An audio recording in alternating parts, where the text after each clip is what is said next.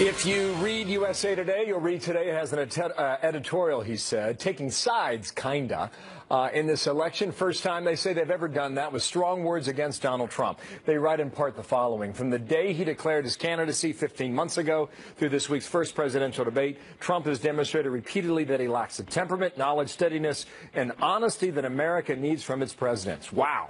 Sean Spicer, RNC Communications Director, is here now. Nice to see you. Good to see you. Communications is your business. React to this.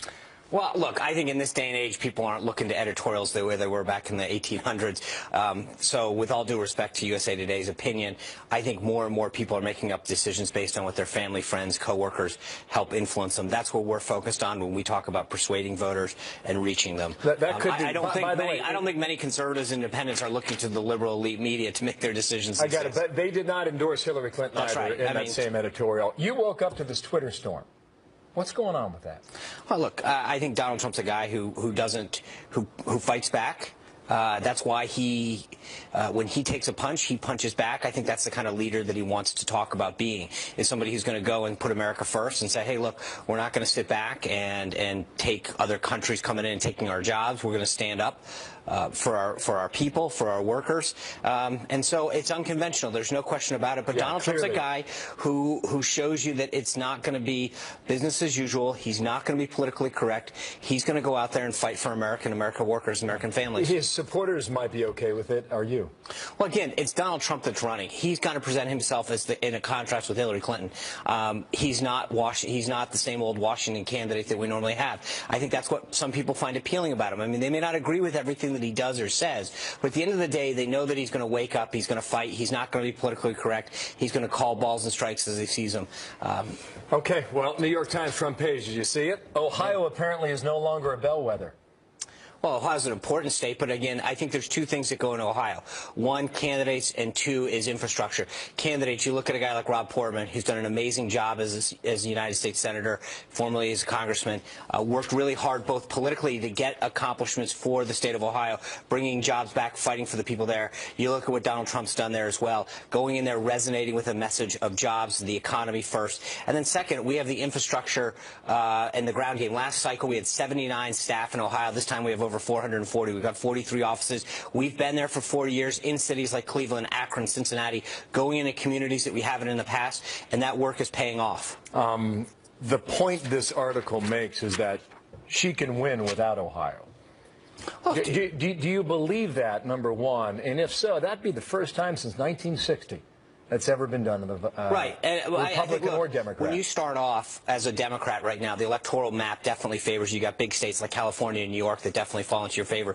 But if you look at where we are versus last year, we're putting like states like Nevada, Pennsylvania, New Hampshire, Maine too, Iowa, states that Obama carried twice into play under Donald Trump's message. So I think that we actually have expanded the map more than was the case last year, 4 years ago. So that's important. And we're doing things like registering new voters. That would be a change in country, too. Quickly on this, though, Hillary Clinton apparently got a bump in Florida. At least one poll, Mason-Dixon, has her up 4 points in that state, which would be a 2-point swing for, a 2-point gain for her since debate night number 1. We're going to have our polling out later tonight at 6 o'clock. You are in the middle of this sign-up campaign. Right. Well, how would you characterize, Sean, how that is going? Very well. So we launched something called vote.gop. What you can do is go there, register to vote. It's one-stop shopping. You go to vote. You go to sign up. You tell them your address. It tells you right away whether or not you're registered to vote. If you aren't, it asks you do you want an absentee ballot? If you get your absentee ballot, it asks you, do you want to commit to vote? Do you want to help tell friends about it? You can help push it on Facebook.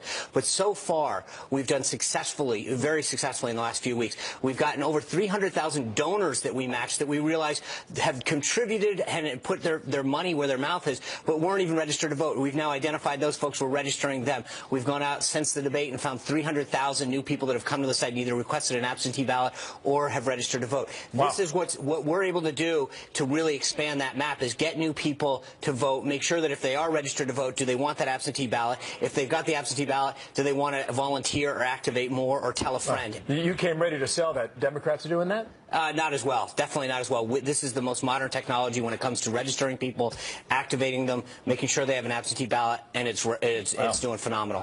39 days will tell. Thank you, Sean. Right on, Sean Spicer with us here. Melissa, what's next? So we are waiting for new polling today from Fox News later on as the nominees campaign in key battleground states. Meanwhile, a new Mason-Dixon poll shows Clinton with a 4-point lead over Trump in a four-way race among likely voters in Florida. Johnson and Stein are far behind with single-digit support. Larry Sabato is the director of the Center for Politics at the University of Virginia. Sir, thank you for coming on the program today. Let me ask you, what do you expect? This big poll coming out today. We've seen a lot of online stuff, and we don't put a lot of weight in that because it's not scientific. This is really our first big look at the true polling post-debate. What do you expect? Well, it's not just the Florida poll. It's also new random sample polls out of Michigan and New Hampshire also showing solid Clinton leads.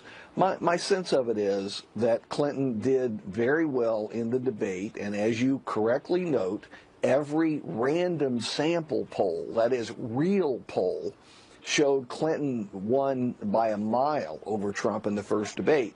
And as a result, she's going to get a little boost. Why isn't she going to get a big boost? Because it's not that kind of election. We have a very polarized electorate. Most people are dug in. This is a very stark choice. And when you get good news like Clinton got at the first debate, you're going to add a point or two or three in this state or that state or nationally.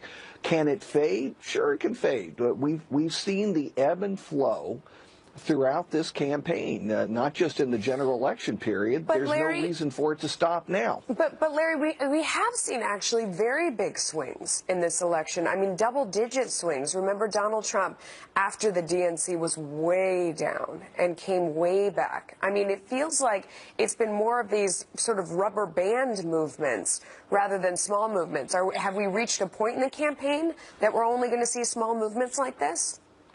Well, I would have to disagree with you, mainly because you're talking about the convention bounce, and convention bounces can be quite large, and then they fade over time, and that's exactly what happened to Clinton's convention bounce.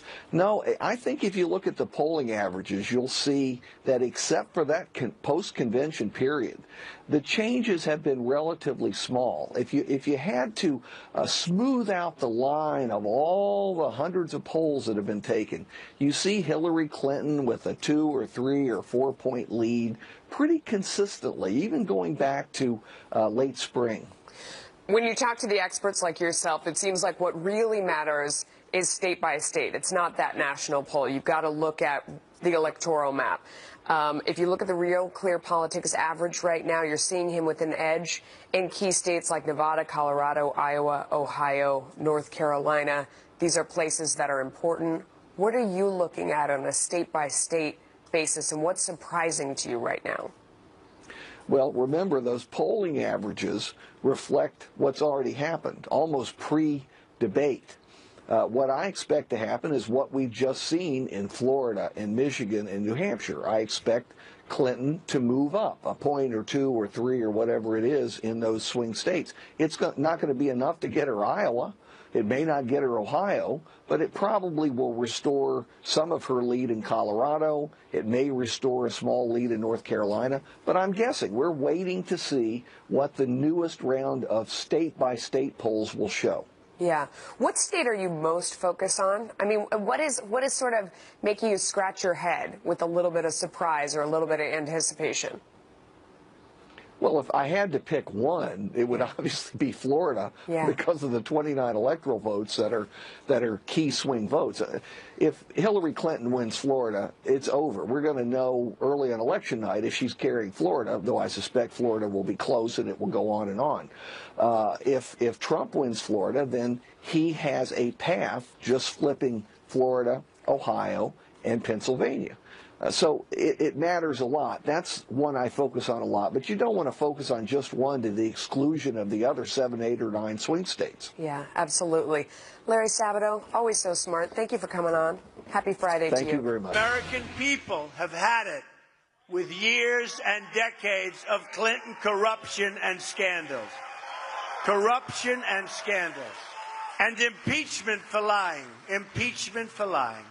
Remember that? Impeach. The Clintons are the sordid past. We will be the very bright and clean future. So here we go now. That from New Hampshire. Donald Trump taking on both Clintons. Marianne Marsh, former senior advisor to Secretary John Kerry. Mercedes Schlapp, former media spokeswoman for President George W. Bush and a Fox News contributor. Ladies, good day to both of you. Mercedes Good morning, starts. Bill. Is the Clinton past fair game or off limits? Is it smart or is it not? Start. Well, I think that the Clinton past is fair game. I mean, clearly, you got to look at this history of the Clintons from the moment that they stepped into the White House, where there was scandal after scandal, and then you've got move into what we've seen after they left the White House, where there has been questions raised about money that she has made, millions of dollars that she's made with groups that have lobbied the government, this pay-for-play scheme that they have set up between the State Department and the Clinton Foundation.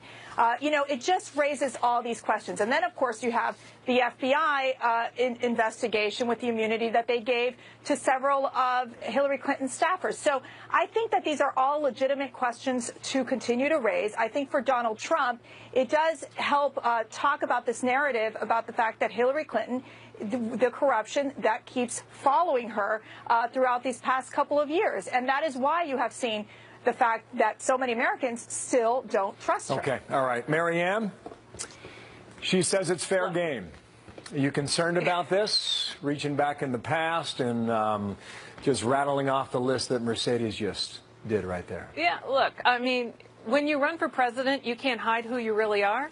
And this is the real Donald Trump, who realized at the end of the debate the other night that he performed poorly, threw one high and inside as a threat to Hillary Clinton, launched the allegation anyways. Now he's continued it, and now he wakes up this morning. He's in Michigan because he's losing Michigan, a state he has to win. He was in New Hampshire yesterday, another state he has to win, and he's losing. He was in Florida earlier, another state he's losing, and now he's got big problems in Florida with the revelations that he did business with the Castros, and that's going to cost him dearly there. So I think Donald Trump is now feeling the pressure. They kicked that to the side. Mercedes, they can deny it, but there are documents there that prove that he did. We will see how that story flushes out. Mercedes, back to the issue here.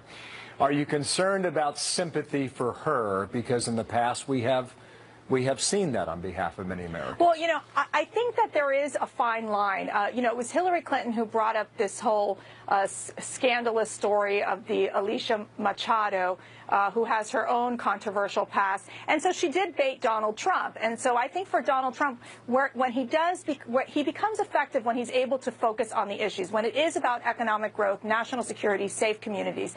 That's a message that has resonated with the American people. And so I think that when Donald Trump gets stuck on these stories of having to talk about this former Miss Universe, it does keep him away from having to address these very critical issues. So I think, when we're talking issues, it works for Donald Trump. For Hillary Clinton, the only thing she's holding on to is attacking Donald Trump's Okay, let's see character. where it goes from there. Quickly, Marianne, just moments ago on another network, Howard Dean apologized for suggesting that Donald Trump is using cocaine during that debate on Monday night.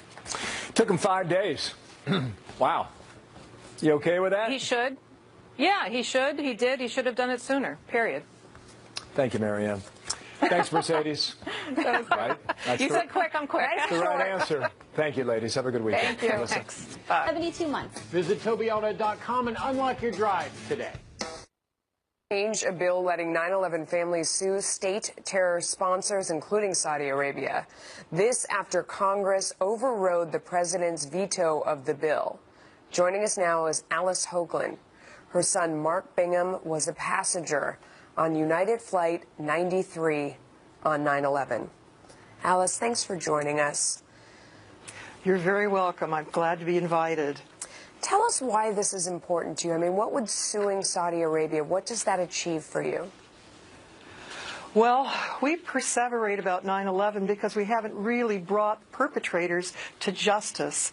And we are very grateful to the legislators who have helped us to do that. Specifically, Robert Graham, who chaired the forerunner of the 9/11 Commission, which was the joint inquiry. And it was his last chapter of the joint inquiry report that became the much touted 28 pages that had lots of information and damning evidence against dare I say it, the Kingdom of Saudi Arabia.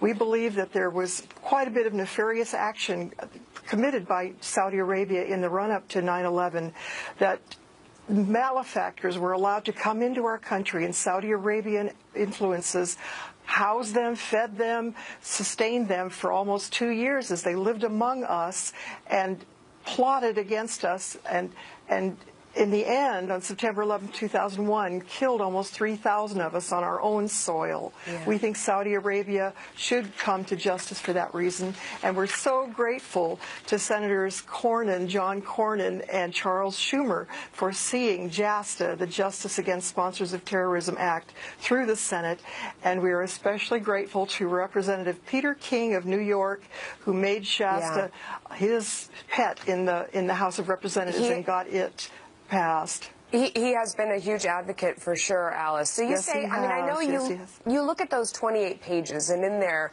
you see a lot of evidence. Why is a lawsuit better than putting those pages forward and showing the American public? Because I hear what you're saying, that you're about letting everyone in the world know that you believe the Saudi government was behind this, that it's not about money, it's about letting people know who was really behind this. So why is a lawsuit then so important when critics say that the lawsuit opens the U.S. up to lawsuits from people in other countries based on perhaps our drone strikes or other things? I understand that, and I am glad to hear Senator Feinstein and others say that they will continue in the Senate to find focus on JASTA and eliminate what drawbacks it may have.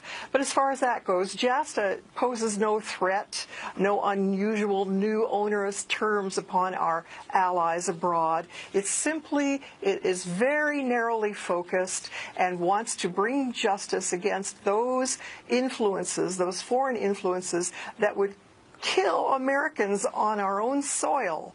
That seems to me that narrow focus is what makes JASTA so good and so effective in this situation and in the future. We're very happy that future terrorist victims, and I'm so sorry to say that I think that there will be a lot of future victims, we're happy that they will have JASTA working for them. Yeah. Alice, we're sure you miss your son very much. Thank you for coming on. Keeping his memory alive. You're welcome. Thank you. In a moment here, Donald Trump cranking up his response to Hillary Clinton. Trump bringing up the past and her husband's infidelities and leveling a new accusation in the email server controversy. We will tell you what he's saying today. Next, top of the hour.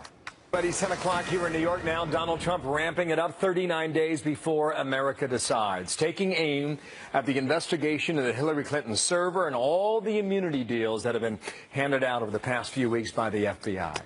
New hour on a Friday. I'm Bill Hemmer. Welcome here to America's Newsroom. Nice to have you again today. How are you? Thank you. Happy Friday to you. It has been quite a week, right? Wow. I am Melissa Francis, in today for Martha McCallum. Donald Trump jumping all over the latest revelations about the FBI investigation and the puzzling decision to grant immunity to so many of the key players.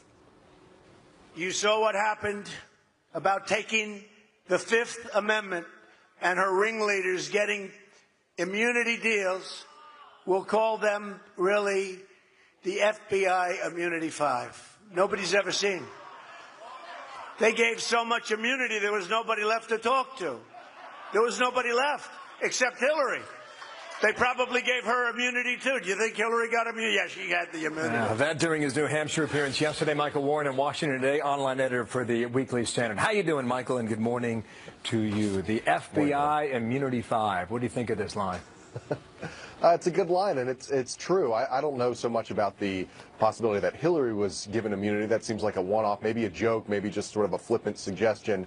But look, he's tapping into something that is true, which is that you have all of these Clinton aides who have received immunity. And I think the one that really grates and really doesn't make any sense is Cheryl Mills, the top aide for Hillary Clinton when she was at the State Department, because, again, Cheryl Mills was given immunity as a witness in the investigation. At the same time, she was serving as counsel for Hillary Clinton in the investigation. It's a really bizarre kind of fact of this case that really makes you question. I think Donald Trump is hitting on it smartly post a debate that was not good for him on this kind of culture of corruption among the Clintons. You heard his speech in New Hampshire yesterday, right?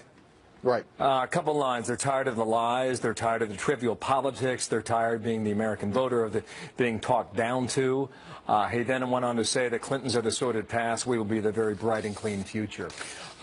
He read it off teleprompter, I do believe, right?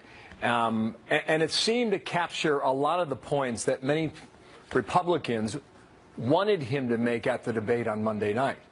What do you think of that?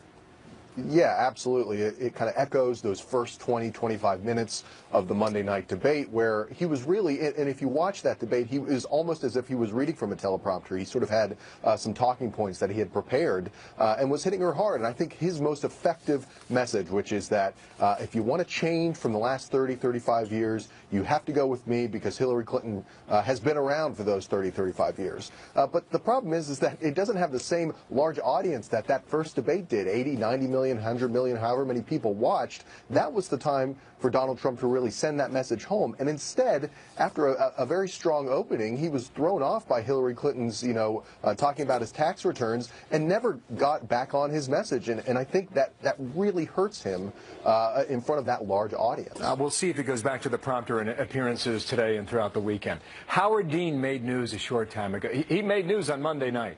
He sent this tweet. Notice Trump sniffing all the time. Coke user with a question mark. Was asked to back away from it repeatedly, and he did not, apparently, until last hour when he said this on MSNBC. I apologize for using innuendo. I don't think it's a good thing to do. I don't think it's the right thing to do. This entire campaign has been debased by innuendo. Where was the mainstream media calling out innuendo 15 months ago when Donald Trump started running for president of the United States? I guess that's your apology there. 39 days away, Michael. You've got drugs, and you've got sex, and you've got a campaign that is only made in America. I mean, if it weren't about the leader of the free world, it might be entertaining, Like, I've binge-watched this election. But, look, he's right on one thing, Howard Dean is, which is that the sort of coarseness of the debate, I think, is something really unprecedented in the way that people are talking about their political opponents. And so I guess if you want to call that an apology, it was good for him to apologize. But I think he is right, at least in his sort of normative statement about the nature of the debate in this election. It's not very uplifting. Michael, thanks. Michael Warren there, Weekly Standard in Washington. Thank you, sir. We'll talk again. Thanks. Melissa. Hillary Clinton is trying to shore up support in a critical battleground state. That's Florida. A new poll showing her with a 4-point lead in a 4-way race. Meanwhile, Clinton pouncing on a new report that Donald Trump once broke the U.S. trade embargo on Cuba, a potentially key issue in Florida. We already know about his tax returns that he refuses to release. But today we learned about his efforts to do business in Cuba, which appear to violate U.S. law. Rich Edson is in Fort Pierce, Florida, where Hillary Clinton is set to speak later today. What do you make of this story? And good morning, Melissa. And it's a modest bump in the polls here for Hillary Clinton in Florida. A just-released Mason-Dixon poll gives Hillary Clinton in Florida a lead over Donald Trump of 46 to 42%.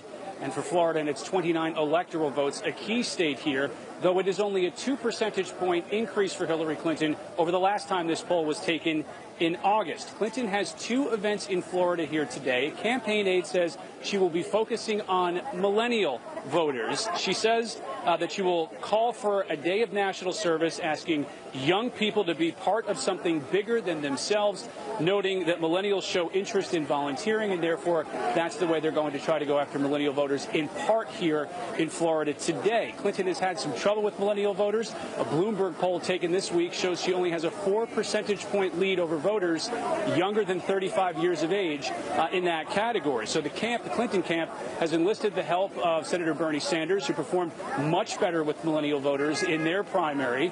Sanders campaigned with her on Wednesday and in New Hampshire, and the campaign says they're trying to continue to figure out a date where Sanders will join her later on. Also, President Barack Obama just announced will also campaign here in Florida for Hillary Clinton. That's next week, Melissa. And is she focusing on, is there another key demographic that she's focusing on in Florida in addition to what you said? Yeah, absolutely. Cuban Americans, Melissa, and you alluded to this in the beginning. It's that report that came out from Newsweek. It said that Clinton is now bringing up this story that essentially Donald Trump was, and one of the businesses that he controlled, spent money to explore business opportunities in Cuba and therefore violated the U.S. embargo illegally. Take a listen. He puts his personal and business interests ahead of the laws and the values and the policies of the United States of America. The Trump campaign denies he broke any laws in that. More than 3/4 of Cuban Americans in the United States, Melissa, reside in Florida. Back to you. Rich Edson, great reporting. Thank you, my friend. Bill. We'll keep an eye on it. Tar Heel State. The American people have had it with years and decades of Clinton corruption and scandals. The Clintons are the sordid past. We will be the very bright and clean future. Donald Trump going after the infidelities of Bill Clinton, making the former president's extramarital affairs a new line of attack against Hillary Clinton. But not everyone is convinced it's a winning strategy. Former House Speaker Newt Gingrich saying Trump shouldn't go there. When you run for president, everything is fair game. The question is whether it's the right thing to be doing to elect Donald Trump. What I was really struck by, and I just did a newsletter to go out this afternoon on what I described as Clinton's gutter campaign. She has a fair chance of winning if they can keep this campaign down in the gutter. If it's he said, she said, and it's a personality thing, she has a fair chance of winning. She has zero chance of winning if Trump can discipline himself and run this at a very high level. Congresswoman Marsha Blackburn of Tennessee is a Donald Trump supporter. Thank you for joining us today. What do you think of what Newt Gingrich said there? If it stays in the gutter, she wins. I think Newt Gingrich is exactly right. And everyone knows that Bill Clinton has his share of problems with personal relationships. So let's not make Hillary the victim here. And let's move on and talk about what has happened with the Clinton Foundation, what has happened with 33,000 emails, how they could leave the White House saying they're dead broke, and a few years later they're worth several $100 million. Melissa, that's what people want to know. I think the point that he's trying to make, though, is the same one that you're making, that with the Clintons, it is scandal after scandal after scandal after scandal after lie. And that he's saying, do you remember all of this? These were some of the scandals and the lies. Do you want to go back to that? That's an effective point, no? That is a very effective point because they have such a history and a legacy of changing the rules, bending the rules, working to suit themselves, living by a different standard and a different set of rules. They don't want the scrutiny that other people have. And see, today we should be spending our time talking about this administration transferring control of the internet over to the multi-stakeholder process that will eventually end up with the UN and the international telecommunications workers weighing in on our freedom of speech. And Melissa, we're not doing that today. We're talking about other things. These are important issues: national security, jobs and economic security. Those are strong suits for Donald Trump. Well, people won't change, and the Clintons are the status quo, and it is their version of the status quo. You're a Donald Trump supporter, and I would bet this morning that you feel the frustration that a lot of Donald Trump supporters are feeling this morning, that he felt the need to get up at 3 o'clock in the morning and tweet about an issue that should have been dead sometime between Monday and now, again tweeting about the Miss Universe. Does that frustrate you as a supporter of his? I would say this woman should have revealed to Mr. Trump past indiscretions years ago, but then she should also have disclosed all of this to Hillary Clinton. And we should be away from this. Let's talk about national security and jobs and economic security and get down to the issues that women are talking about. They're concerned about economic stability. They're concerned about their kids that are seniors in college and they're trying to interview for jobs, and there are very few job offerings out there in their chosen fields. That's what people want to talk about. And also, you know, the message that he seems to win with, the idea that the system itself, whatever part of it you're looking at, is rigged against the regular person, and they represent a continuation of this corrupt system while he would come in and fire everyone in his way. Why do you think he gets off track, though, and stops talking about that? What happens? I don't know. And there are so many examples. You know, we've got the Benghazi example and Libya and getting the truth there, trying to look at why things have happened the way they happened in Iran. And every day we find out a little bit more. What was Hillary Clinton's participation in the Iran deal? What did she know? Why is there this coziness? Why do we have a president who will not name our enemies? What was she trying to hide in the 33,000 emails? What was the relationship between Bill Clinton, the Clinton Foundation, Uranium One, Laureate, the Nigerian land deal, HRC, the Haiti Relief Corporation, the India success story with Ranbaxy, and the other drug companies with the HIV/AIDS that were watered down? Those are the things that are great lines of attack because they can't answer those questions, and what they're trying to do is deflect with these other issues. No, it's true. Don't even go there. And let me ask you, because you're terrific at staying on message with what you want to say out here, and you could give him some advice on doing this. In the end here, as we come into the home stretch, when you talk to your colleagues in Washington, what are they saying about this election, and what do they think about what Donald Trump is doing and saying? What's the conversation like? The conversation is they are so excited that the message of change and fighting the status quo and elitism is resonating with the American people.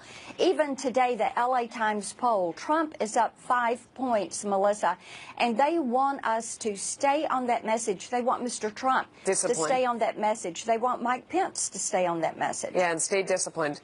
Thank you for coming on today. We appreciate it. Have a fantastic weekend. You too. 20 past the hour. In voicing its opposition to Donald Trump in an editorial saying, quote, "This year, the choice isn't between two capable party nominees who happen to have significant ideological differences. This year, one of the candidates, Republican nominee Donald Trump, is, by unanimous consensus of the editorial board, unfit for the presidency," end quote. Krista Wall is an activist and a senior fellow with the New Leaders Council. Tony Saig is a Republican strategist and a Fox News contributor. Tony, you know, I picture the intellectual elite editorial board sitting around there with smug looks on their face, taking a vote and raising their hands and saying he is unfit to be president. And I don't know how many people that inspires to vote one way or the other, or to cancel their subscription to the paper, or how many people even, you know, read the editorial in USA Today. What do you think? So, look, any newspaper editorial board, as liberal as they may be, has the right to endorse a candidate for president. That's not the issue here. The quote that you put up is the precise problem. They're not really endorsing somebody. They're trying to make a judgment to disqualify a major party candidate that was selected by the largest number of people who participated in a Republican primary process in history. And that's the height of the arrogance that you see amongst these editorial boards. Not that they have a left-leaning or, in some very few cases, right-leaning opinion. And it will backfire. And this is what we've seen time and time again with people from the establishment, frankly, both sides, who have played into Donald Trump's dynamic that he has set up, which is the us, the people, the populace, against the elites. Yeah. And to be a card-carrying member of the elite these days, you have to insult or at least express your fierce opposition to Donald Trump, but the people don't buy it. Well, I mean, and Hillary Clinton as well. Crystal asked you, this is what they had to say about Hillary Clinton. Nor does this editorial represent unqualified support for Hillary Clinton, who has her own flaws, though hers are far less likely to threaten national security or lead to a constitutional crisis. The editorial board does not have a consensus for a Clinton endorsement. So basically they're saying, to all of you readers out there who are holding this newspaper right now or looking at us online, if you voted for Donald Trump or Hillary Clinton, you're an idiot, and we wouldn't join you in doing that. Is that smart to do to your readership? I don't think that's quite what they said in the editorial. I mean, they lay on a very lengthy argument against Donald Trump that's hard to deny, frankly. I mean, they point to the instances where he's practiced in prejudice. Let's isolate that. They point to the fact that he's been a serial liar. Stand by, please. Let's isolate that. If they say to their readers, to those of you who were dumb enough to vote for Donald Trump, that's not what they say, though. That's not even remotely what they say. They say he's not even qualified. I mean, hold on. Go ahead. It's their responsibility as an editorial board. They can decide, having watched this election closely, how they want to weigh in. Now, this is exceptional because this paper has never done this in their entire history, and it is the top #1 paper in the entire country.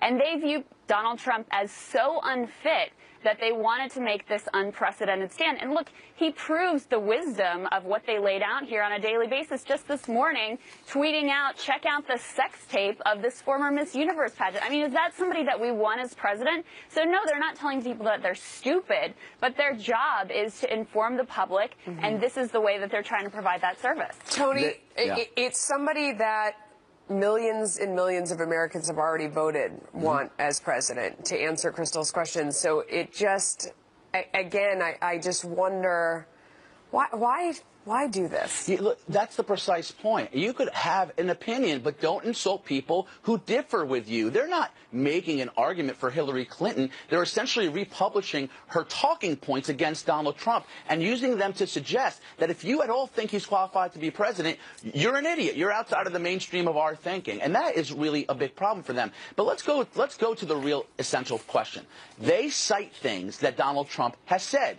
They don't cite things Hillary Clinton has done to disqualify herself. They don't talk about the server and the fact that we know it was a national security threat. We don't talk about in that the Clinton Foundation and her leveraging it for personal gain, giving big donors an opportunity who have business pending in front of the government and her State Department, an opportunity to meet with her, private access. They don't talk about her failure in Benghazi and the ensuing cover-up. So it's funny that a tweet is disqualifying. But literally lying and leveraging your office, that's not disqualifying. There's literally no comparison between these candidates. I mean, for one thing, Hillary Clinton is more scrutinized than any presidential candidate has ever been.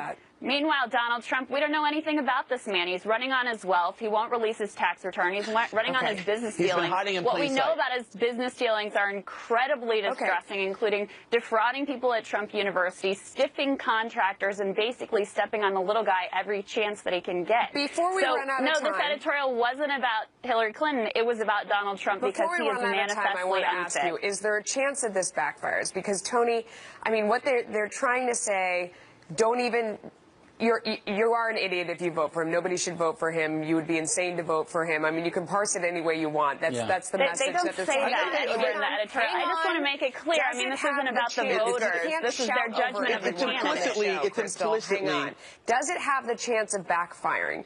Because what it does, his voters feel like the system is rigged, and they already resent the intellectual elite. They don't like the media. Nobody likes the media right now.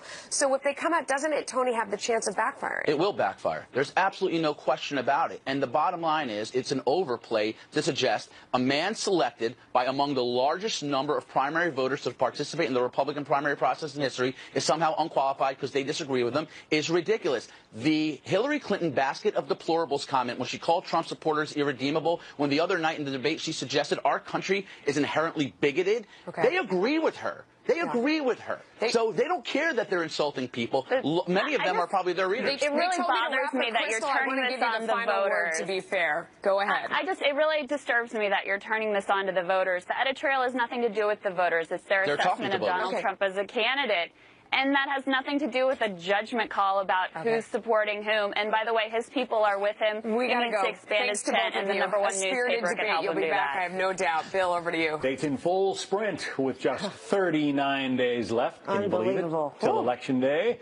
Welcome to Happening Now on this Friday. I'm John Scott. And I'm Heather Childers in for Jenna Lee. Great to be here on a Friday. Good to have you here. We do begin with Donald Trump, who is hitting the ground in Michigan today. That's where he's located, marking the 5th visit to the state since July, as the Republican nominee opens a new line of attack against Hillary Clinton, casting her as a pawn of big donors and special interests. Meantime, we are awaiting remarks from Mrs. Clinton in Fort Pierce, Florida, where she's expected to make a big push for millennial voters with a new program aimed at national service. Let's check in with Peter Ducey. He's following the Trump campaign live in Grand Rapids, Michigan. Peter. John, the Clinton campaign thought that a former Miss Universe's stories about Donald Trump from 20 years ago were so damaging that Hillary Clinton name-dropped Alicia Machado at Monday night's debate. So now Donald Trump is doing his best to put a dent in Machado's credibility, tweeting long before the sun came up in New York City this morning this, quote, "Did crooked Hillary help disgusting, check out sex tape and past, Alicia M. become a U.S. citizen so she could use her in the debate?" Trump is also doing his best now to try and remind voters about what happened the last time the Clintons lived in the White House, with a new line in his stump speech about the time Bill Clinton got caught having an inappropriate relationship with a White House intern. The American people have had it with years and decades of Clinton corruption and scandals. Corruption and scandals. And impeachment for lying. Impeachment for lying. Remember that? Impeach. The Trump campaign isn't just reminding voters about scandals from 20 years ago. They're trying to keep some more recent examples on people's minds as well. This morning, Communications Director Jason Miller sent an email blast that included this query. Quote, "Secretary Clinton, will you promise the American people that the 5 people who received immunity in the FBI investigation into your secret email server will never serve in your administration if you are elected?" And in the last hour, Trump was back on Twitter applauding his backers, calling people smart who are canceling newspaper subscriptions in places like Dallas and Arizona, where the local newspaper decided not to endorse Mr. Trump. And we do expect to see him here in Grand Rapids, Michigan, just a few minutes right now. So there may be a lot more where that came from. John? 39 more days of the crazy. Peter Ducey.